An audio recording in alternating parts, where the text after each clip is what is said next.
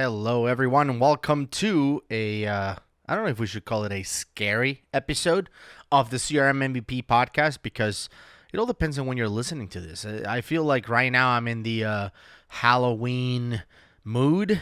I guess I'm recording this the day before Halloween here in the U.S., October 30th of 2020. And obviously I have 3 kids. Everybody's excited about Halloween, although I don't know how things are going to be, in this COVID world. Hopefully not a whole lot of people care too much about it, at least not enough to ruin all the kids' Halloween ideas and expectations.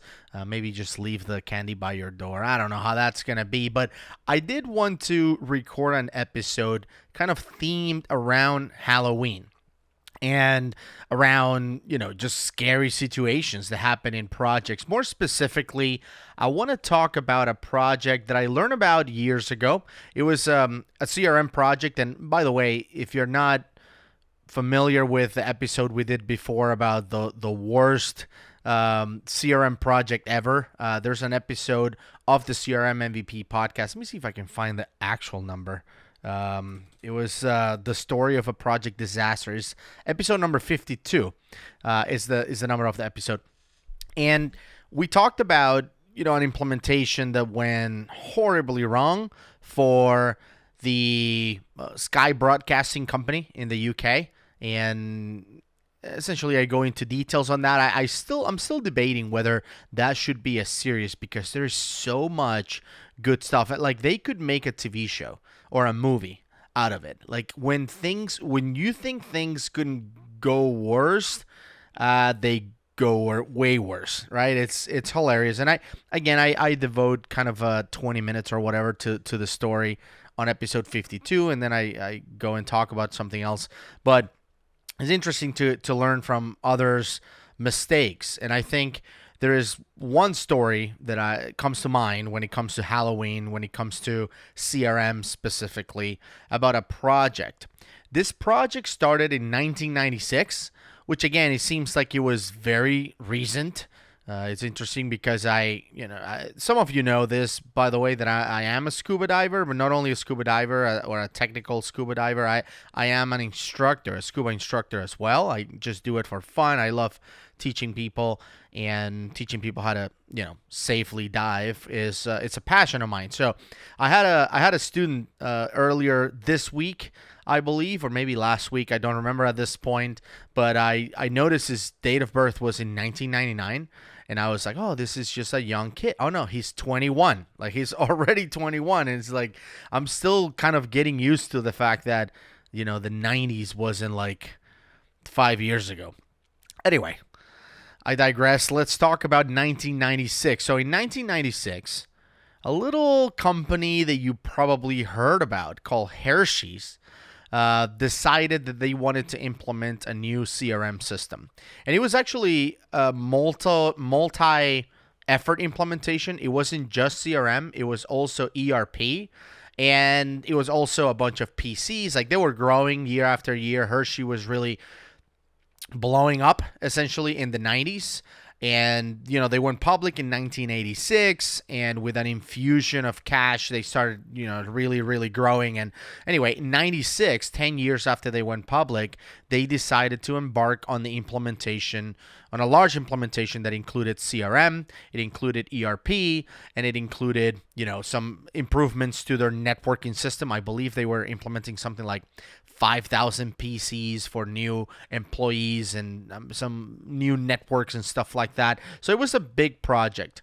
The total cost of that project, by the way, just a small $112 million for the software alone and the PCs and the networking equipment. Without the professional services, $112 million.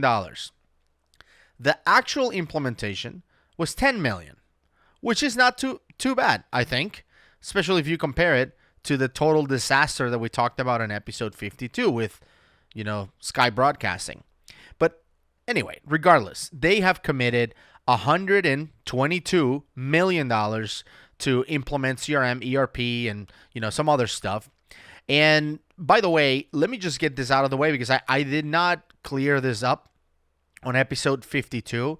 Um, I call it the story of a CRM project disaster, but it wasn't Microsoft CRM. It was actually done, before Dynamics CRM even existed. That's when the project happened. This one is in the 90s. You guys know that Dynamics CRM came out in 2003, so you already know this is not a Microsoft project. As a matter of fact, the ERP solution they were implementing was SAP, which is well established as the number one maybe ERP solution in the world. So totally legit. It wasn't a custom solution created from scratch just for Hershey's. It was an SAP implementation, and the CRM implementation they were actually, or the software they were using for their CRM side was Siebel, which is once again a commercially available version. It's not a custom made CRM version just for Hershey.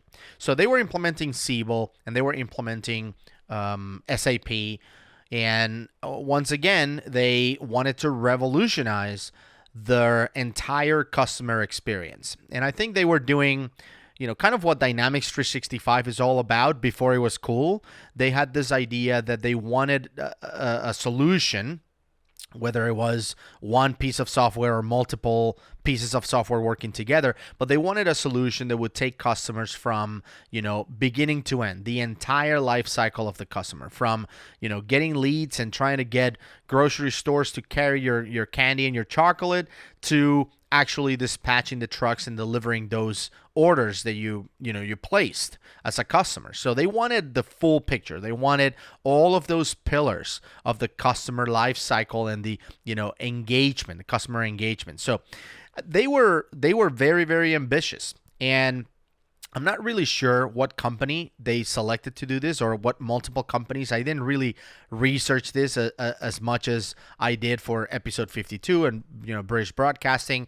The companies they hire, or the company they hired to deploy this ERP CRM project, let's just call it the Hershey project.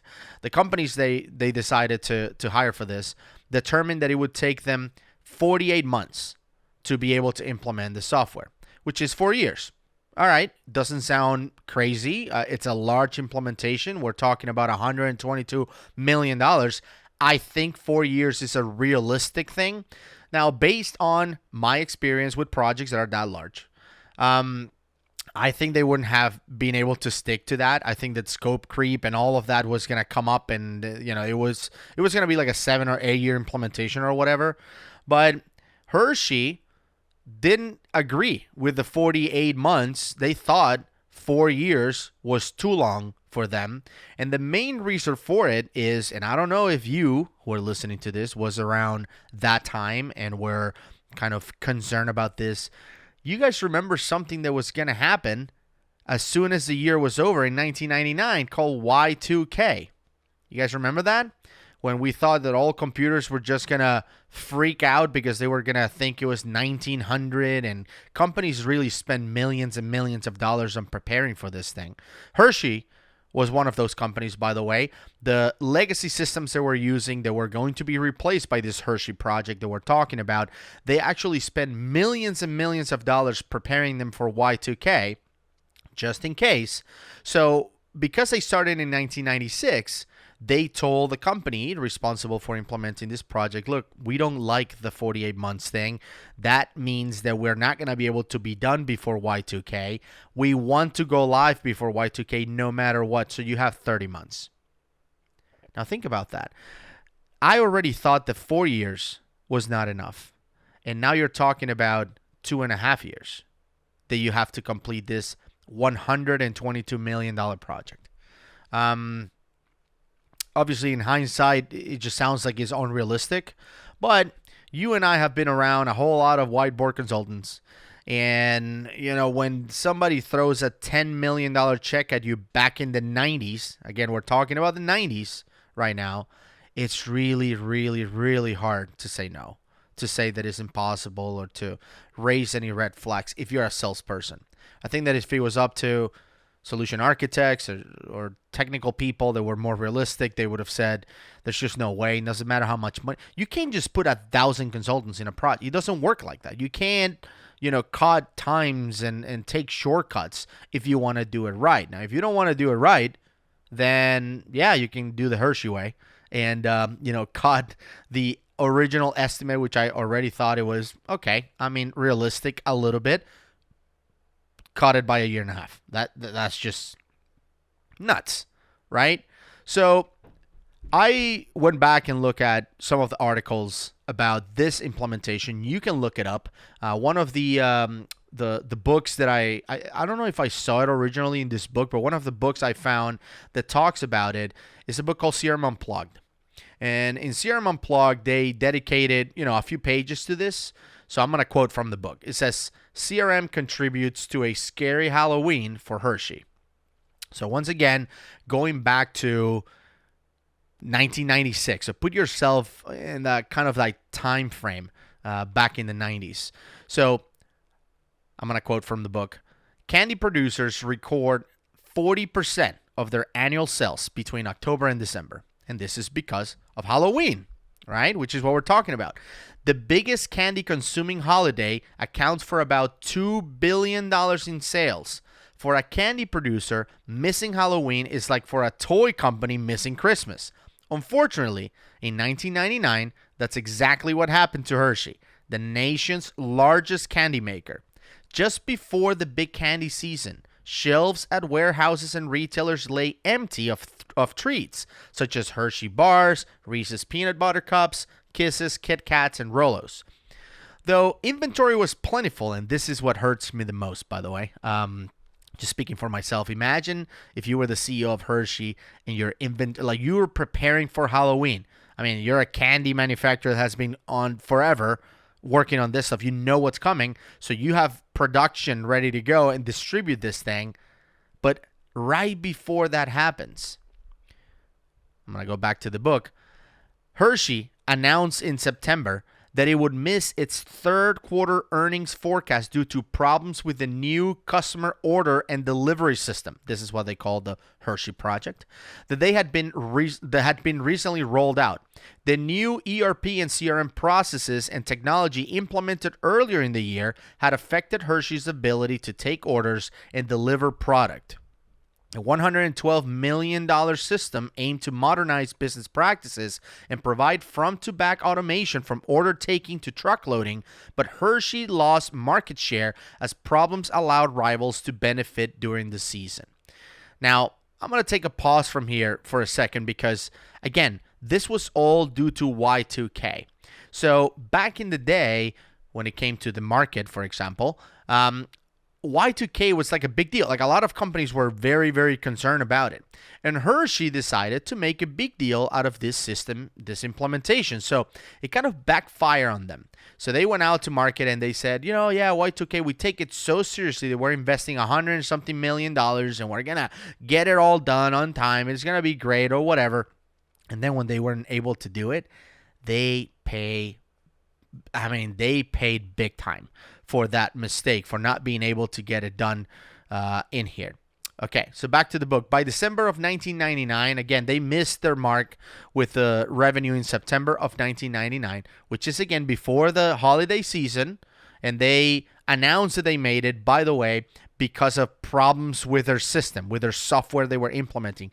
Remember, everybody's freaking out about Y2K. And you come in September and say, we missed our earnings, our targets, because the software that we implemented it's messed up. It's going bananas. The project didn't go well. Nothing is working. We're freaking out. You say that right before the Halloween, season, essentially. That's a problem. So by December of 1999, the company announced it would miss already lowered earning targets. It stated that the lower demand in the last few months of the year was in part a consequence of the earlier fulfillment and service issues. So essentially they're saying, look, we already adjusted the earnings that we were going to get on the last quarter of the year, which is our busiest season, because of the software issues we already reported that you guys, went crazy about. You guys, meaning investors, were crazy about. We got hammered for it. So we are probably going to miss those two. And why is that? That's because Mars and Nestle both reported unusual spurts of late orders as the Halloween season grew nearer, right? So these guys at Hershey weren't able to, satisfy those orders because their systems were not working. They weren't integrated correctly. They were a mess. And there's a few technical details in here that I want to talk about and kind of extrapolate them to today's technology, because I think there's a risk for something like this to happen to other companies. The most frustrating aspect of the situation here, by the way, is that, remember this, Hershey had plenty of candy in hand to fill all those orders. Just the system itself could not deliver those orders to the warehouse and from the warehouse to the customers. It was crazy. Like, I was reading at some point when they went live, it would take them 15 days from the time someone placed an order for the warehouse to realize that order was placed. 15 days. So me, as the owner of a grocery store, saying, hey, I'm running low on this stuff, please send me more. No one at Hershey would see that for 15 days. That's mental. That's crazy, right? In today's world. And not only that, by the time the orders were coming in, they were backed up on shipping the product. So 15 days would come through, and they still had all these orders that were backed up and trying to, I'm sure customers were calling, like, I placed this order before, like, you have to send it over. Like, it went back to regular, I guess, the way it was before, where you actually talk to people, call them on the phone, whatever. And the systems, the warehouse, the behind the scenes, the back office was so backed up that even when they were aware of an order, it would take them 2 days to ship it out. So think about that. Think about the Halloween season coming, and me, around August or whatever it is, September, placing an order because I want the candy to be here on time. And a week goes by, I don't hear anything. 10 days go by, I don't hear anything. What is going on? I'm calling, whatever. It's like, oh, we haven't received your order. You haven't received my order. I submitted it 10 days ago. And while you do all of that, oh, okay, we got the order finally. 15 days later, I can see it now. We'll take care of it. 2 days still go by before the orders are shipped to you. And then whatever long it takes for the truck to get there and deliver them. That's just nuts, right? It's crazy that this thing happens. Now, I was doing some digging into how much of a hit this was without really talking about the $122 million that Hershey was implementing here. And again, I didn't look into this to see if the project went over budget.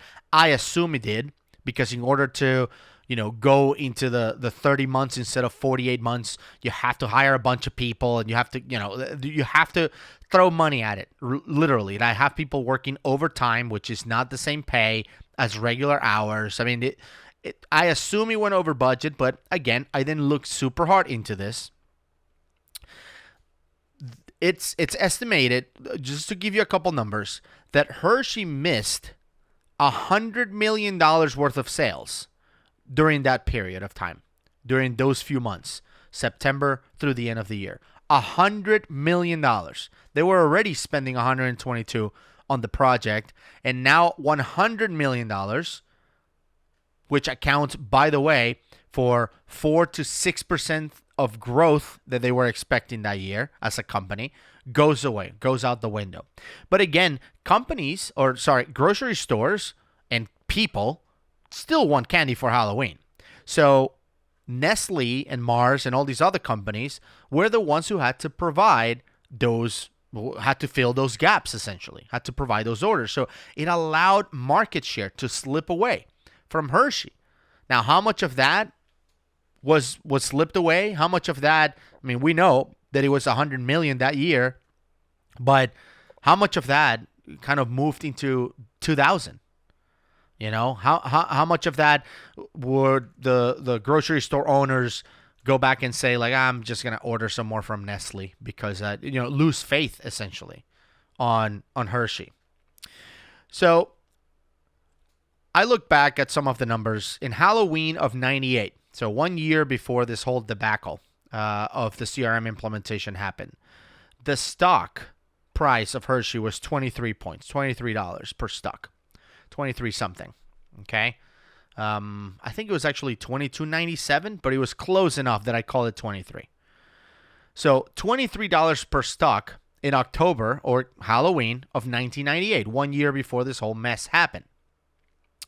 Then, by the end of the season of 1999, when they failed earnings in September and they failed earnings in December due to their software issues. And again, some publications call it their CRM failure, although I think obviously it's more than CRM that they were implementing. But their CRM failure had cost them their stock to go from $23 per stock to 11. 11. That is less than half of the value of the company. Now, I don't know. I really didn't look too far into how much Hershey was worth in 1999 or 2000. I think right now they're worth $32 billion or something like that. I assume that's not even close to what it was. It was maybe like $4 billion or $3 billion back in 1999. I mean, a lot of these companies have blown up essentially after the 2000s. But let's just say it was $1 billion. It doesn't matter. It was right now it's worth 32. Let's say back in the 1999, it was worth $1 billion. I mean, imagine losing half of your stock. How much does your CRM cost? Back to the book, it says the cost of CRM failure is dramatic and can take its toll in many areas of the business. The following summarizes the typical impacts by category. And they go ahead and broke it up by a few categories. One is obviously the financial performance. We were just talking about it. Market share and operating losses. I think I read somewhere that it was, I don't know how many millions of dollars. It was, let me see if I can find it. It says $15.8 million in operating losses, from this. Failure to achieve a return of investment, budget overruns. So again, they're talking about they went over budget, but they don't say for how much or by how much they went over the $122 million they had originally planned for. High post-implementation running costs, because I was reading about it and it said that in order for them to say they went live in 99, which is their original goal, as the implementation kind of comes to an end, as the dates come to an end, meaning we're already in early 99, we have to go live this year. And if we're going to go live this year, right, we need to be testing like right now. We can't just keep on customizing and doing stuff until November of 99, because then we're not going to have time to test and fix stuff and train our users. So we need to go live immediately. I believe I read somewhere that they went live somewhere around April, May of 1999. So what do you think a company does in order to be able to stick to that crazy timeline to say that they went live? How do you think you do that? And the only way to do it is to start moving stuff to the future phases, right? It's like, oh, this system that we were trying to, this solution that we really wanted to have in our CRM, we'll do it later. Set it to phase two. You start pushing everything to phase two.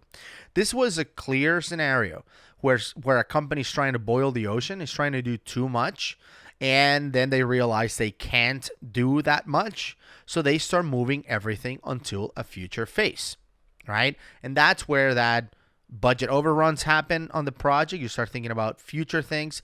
Post-implementation running costs start happening as well because, again, you're doing things that you weren't even expecting to do after you went live. But what about the customer service quality? Customer confusion, frustration, dissatisfaction. How many of those customers decided not to, go back to the way things used to be a year ago or whatever it was? They were I have to assume that on that 15-day delay between systems, by the way, the integration between systems, believe it or not, which to me was mind-blowing. Apparently, the integration between CRM and ERP was one of those things that we'll do it later. How does that make any sense on a project where the original intent was to have a full-on customer engagement solution? where your ERP and CRM work together so you can deliver a solution from order placed to order delivered. How do you put out, the integration of those two systems for the future? Like, that kind of ruins your whole solution. And one thing, if you tell me, like, look, we thought we were going to do phone integration, but we wanted to go live within the actual go live date. So we decided that phone integration is a no-go. Okay, fine. Phone integration is a feature. Or if you tell me that, look, we were going to do, I don't know, some kind of automation or business card reading, like, we're going to have to go live and you have to, at least for the next couple months, enter business cards manually. But, it's coming. I get that. But to not have the integration between CRM and ERP on a project where the whole goal was to have an integration between CRM and ERP, what is that? What's that about? Makes no sense. So anyway, they decided to go live with that. Without the integration working. They continue to work on it. I believe the story goes, and there's tons of articles about this. I don't remember what I read what. I wish I could, because I want to give credit to all the people that wrote this stuff. But I believe the story was something like the functionality was in place, but the integration was not working at all. And they decided to go live anyway and kind of finish the integration along the way. Like, I'm sure you guys have been in projects where you can say, look, let's just get users in the system, even though this piece is not working. We're going to work on that, but at least they can start testing this other thing. That's how they went live. Not testing. Live. They said, let's go live. Even though the integration is not working, we'll fix it along the way. How bad can it be? We're 15 days worth of orders not showing up in systems bad. That's how bad it was. Okay. So I have no idea how you leave that out. But they did. Lower service levels, lower time to market. Of course, negative brand perception. And by the way, all of these things that happened with this project were public. I mean, they're a publicly traded company. The CEO apparently was very outspoken about it, blaming their software, their new software. He wasn't even being very specific about, like, well, the integration or whatever. And I mean, probably he didn't even know exactly what was happening, but he was just like, well, our software is not working out. In the middle of a Y2K pandemic, essentially. That's a really, really, really bad decision, to do it. Sales effectiveness as another category where they say they suffer. Lower sales force productivity. Why? Because they don't have a system that works. And now they have to do everything manually. Increase sales force cynicism towards new systems. Well, yeah, you think no one trusts the new system or any new system you ever implement. Increased Salesforce turnover. Yes, I'd rather quit than work here and do this thing, right? And then the cultural impacts is the last category they talk about. Low morale within IT and the affected departments. Growing cultural cynicism within the company towards adopting new business change. Company-wide loss of confidence in its ability to enact change. Lost jobs in the executive suite. So some of the executive suite just left. Propensity for companies to become overly conservative with regards to investments in strategic initiatives. So the whole company as a whole now was hesitant to make any investments on anything. I mean, imagine if you make a $120 million investment and it goes this bad. I mean, you lose hundreds of millions of dollars in public, faith on your company because of that investment. How likely are you to be open-minded, or at least as open-minded as you used to be before this disaster? The book continues, this leads to dampened innovation, a failure to strengthen advantages, and deferring the update of aging processes and infrastructure. That's another thing that for sure is going to happen, right? Now you're way less likely to get rid of things that used to be, they used to work, but now they don't, right? Things that well, we used to do it this way and it worked. Maybe we should replace it with something new. But why? Like we have something that kind of works right now. Like, why are we gonna change it?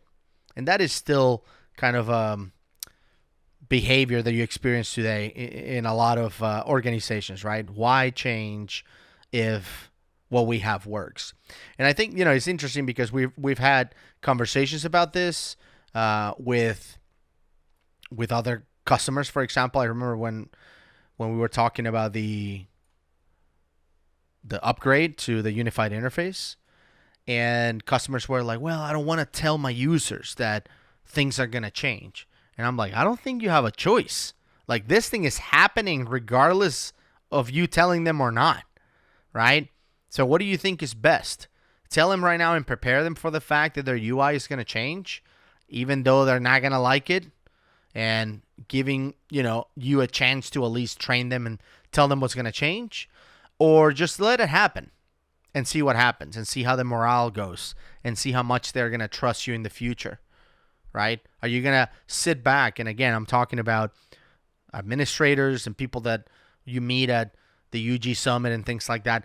What are you going to do? Sit back and pretend that you didn't know? Like, how does that look on you, right? So there is not a matter of, well, I don't want to tell them because I know they're going to hate it.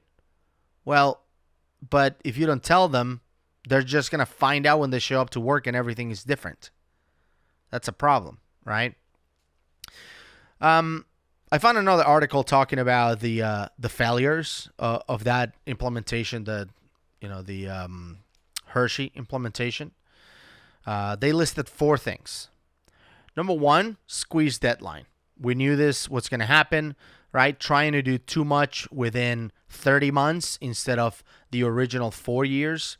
I think this is, a case of, and obviously I wasn't in the room, so I can't really speak for what the partner said versus what Hershey said and all of that.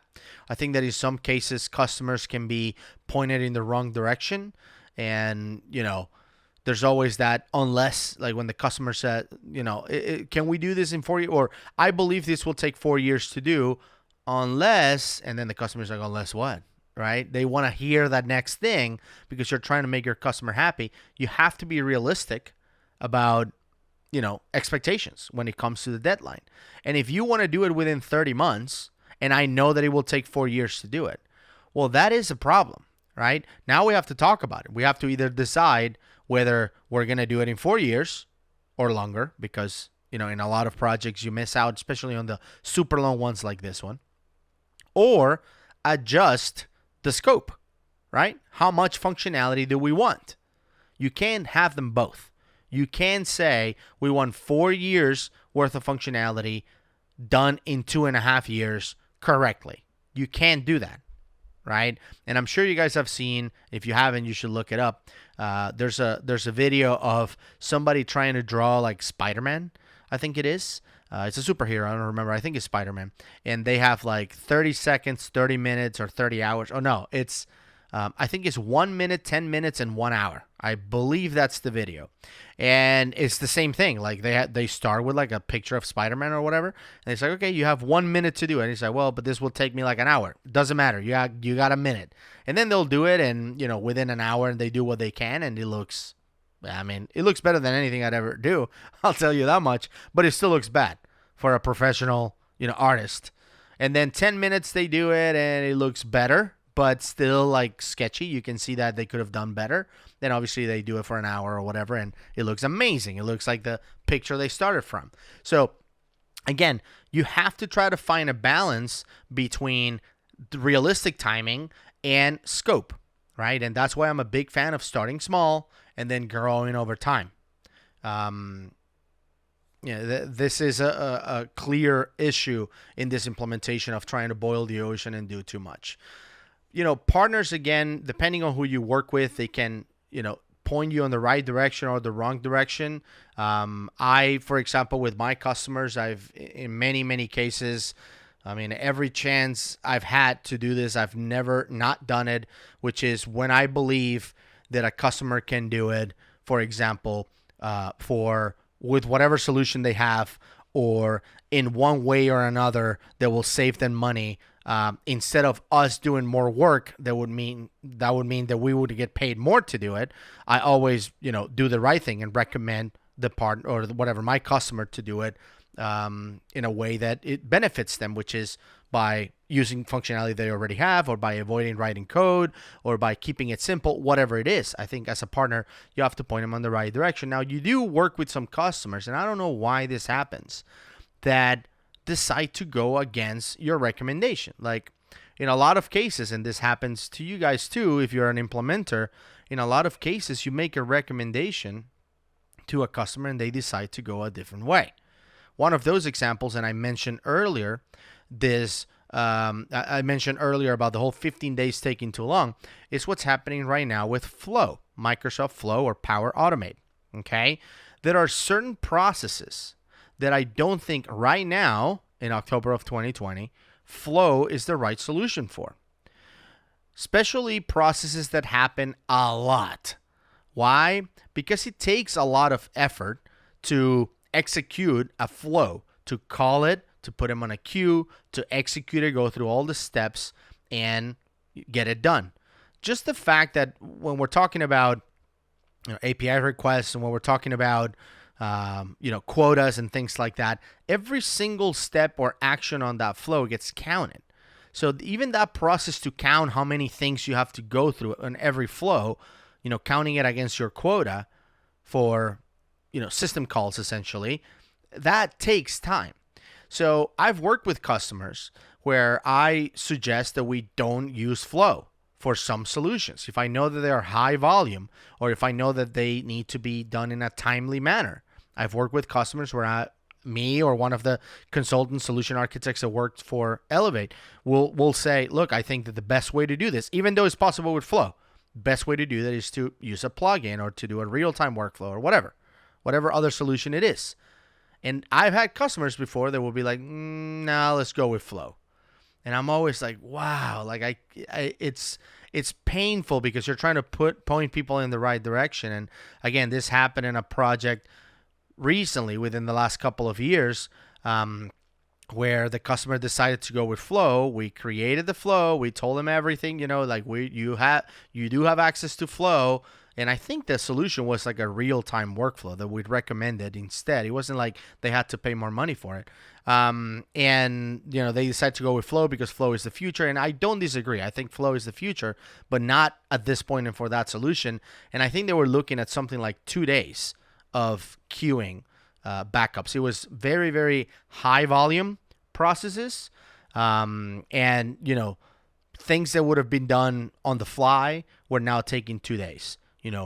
Users reaching out saying, hey, a customer called me today saying that they created something, and I don't want to give too much away, but let's just say it's a record in Dynamics. They created a record in Dynamics through the portal, and it's they did it yesterday, and I can't see it, I can't find it, I can't help them. Well, it's because it's backed up, it's sitting on a queue, waiting to be processed. So it happens constantly, it happens constantly in a lot of projects. You do your best job at advising customers to go one way, and sometimes they decide to go the other way. And, you have to move forward with it in some cases. And I hope that that's what happened in this case, where the partner said, look, we recommend that you do it in 4 years, or that you take some of this stuff out, or this is the way that I would do it. And Hershey was like, nope, we're going to do it in 30 months. Okay, well, I warned you. Let's do it. And that happens sometimes. And it's really, really tough because in some cases, I've had great relationships with customers and stuff.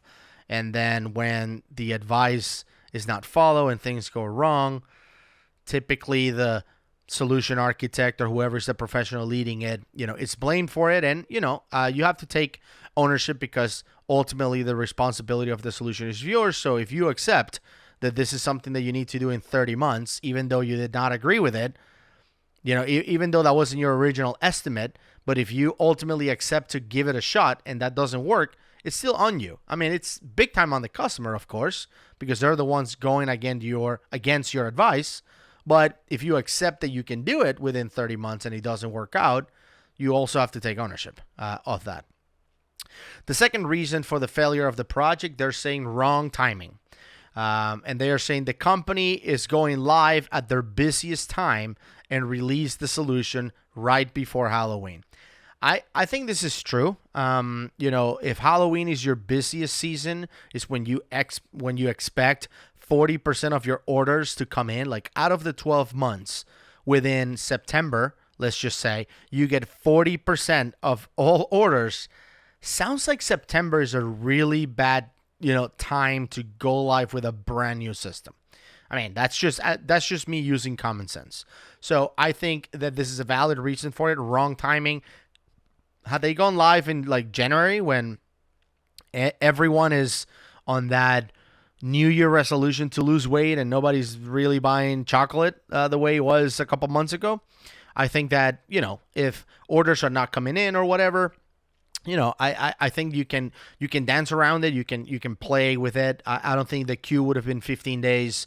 I don't think that it would have taken you 2 days to dispatch a truck to make a delivery in January. But because you try to do it in September, the busiest time of the year, this kind of blew up on your face. Number 3, the approach, and they're talking about Big Bang approach or boiling the ocean. To complete the implementation process, Hershey's opted a Big Bang implementation, simultaneously implementing a CRM system, an ERP system, and some of that other technology without even testing whether these modules will work together or not. It was all theoretical back then. The integration, all of that stuff. And again, I read some of the technical aspects of it. It was sort of like, yeah, it should work. It should work. Okay, cool. Do you think it should work? Have you done it though? No, but it should work. Okay, cool. How about we do it in 2.5 years instead of 4? Yeah, well, that's a problem. And number 4, they're calling it unentered data, which is essentially you can fulfill orders that are not showing up on your ERP system. So that integration that wasn't working and entering the data from CRM into ERP was the other reason why it failed. I think that, when you look at the 4 reasons, and again, this is squeeze deadline, the timing, wrong timing, and, going live in the year, the approach, which is trying to do too much at once, and the unentered data. I think you could potentially have the first 3, in place and still make it. But the unentered data is a big problem. If it took you 4 years to do it, but your integration is not working, and the integration is like the main feature of your new solution, well, that's a problem. That's not going to work. If you try to do something simple, let's say, look, let's just implement ERP first, get that done. Then let's just do CRM first, get that done. And then let's just do the integration. If you don't do the integration right, nothing works. So I think that the unentered data, as they're calling it, as the reason for the failure, I think that is the biggest one, in my opinion. Again, Hershey lost a lot. This other article that I was looking at, or to have a little bit more detail, says product inventory increased by 25% more than the previous year, meaning a quarter of all the candy they produce and all of that, was just sitting there in inventory in the warehouse. Quarterly profits dropped by 19%. The stock price dropped by 9% in 1 day. I think that's crazy for a company worth, whatever it was worth at that point, millions and millions, perhaps billions of dollars back in 99. Hershey's distributor could not supply retailers on time and lost credibility with their customers. It costed the company an estimated $150 million in potential sales. Again, that is this article. I read in another one that it was $100 million. Regardless, it's a lot of money. And again, this is not just the project that was already over $100 million. Is a lot of money. Order fulfillment time almost doubled to 12 days. Increase in inventories and sales levels decline. The stock price declined by 35%, earnings dropped by 18%. So yeah, there is a ton of issues, obviously, during this project. I think that is important to think about as a company and ask yourself this, so what, right? And a lot of projects is, so what I like to ask myself, well, so what if we don't finish in 30 months? Or so what if this is not done? And you have to think about, that answer. You have to think about what are you going to do at that point? And I think that a lot of companies can learn from the mistakes of the, Halloween of 1999 disaster for Hershey, and, how things went catastrophically wrong. Obviously, the project started in 96. It's not something that they just try to do really quick and get it done. I think that the project that we talked about on episode 52 was way worse because they tried to do it in 6 months, and it was like hundreds of millions of dollars. It was just a total disaster from the beginning, but still, I think that some of the lessons that we can learn from the Hershey project is something that you can apply even today. And once again, this is not a Dynamics thing, but all of these lessons I think are really useful for every implementation out there, whether you're doing Dynamics CRM, whether you're doing another CRM system, whether you're doing ERP or Business Central or whatever it is.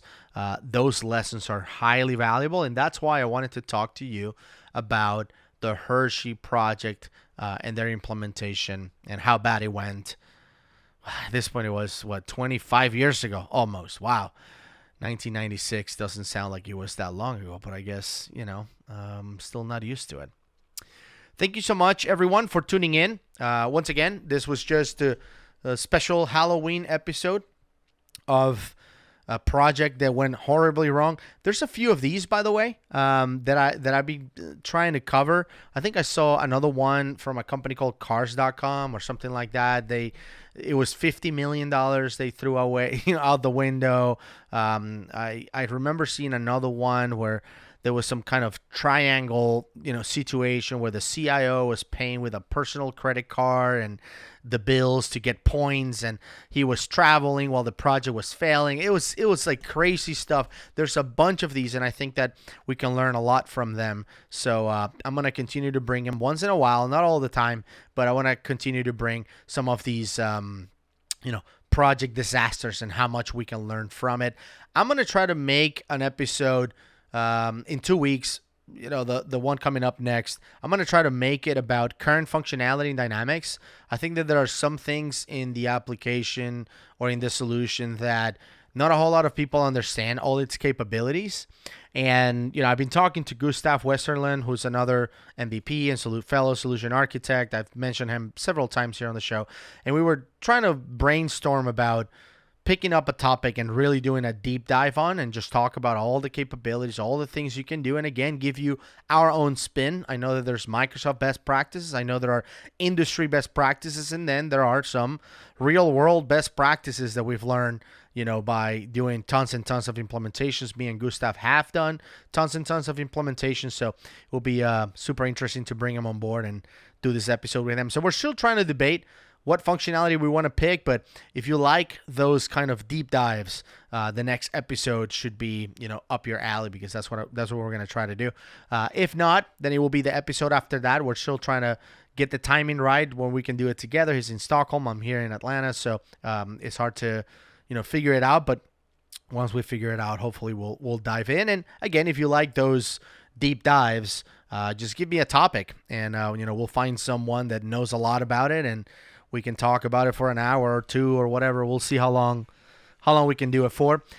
As always, please subscribe to the podcast. I like to see the numbers going up. We're fast approaching 100,000 downloads, which is insane. I never thought we were gonna get that big, and we're becoming the number one show out there for CRM stuff, for Dynamics 365 conversation. We don't really ever have the latest and greatest news or whatever. I think you can get that from Microsoft blogs and other podcasts out there. I like to focus on some of these things that are a little bit longer lasting, and a little bit things that you can listen a year from now and still get some lessons. Like you can go back and listen to episode 52, even though this is 91. So we're almost, a year after, and that's still really valuable. So thank you so much, everyone, for tuning in. We'll see you in 2 weeks. If you have any comments, please email me, info@crmmvppodcast.com. If you have any comments as well for the actual episode, you can go to crmmvppodcast.com and leave them there. You have a place where you can leave comments on every episode. I'm happy to answer all your questions. And obviously for subscribing to the YouTube channel. We have a ton of subscribers now. It keeps growing. We have the 2-Minute Tuesday series, and we love to share, all this free content with you. I mean, we do this thing all the time, and we want to, just tell you what we've learned, and hopefully it excites you as much as it excites us. So we'll see you in the next one. Stay safe. See you then.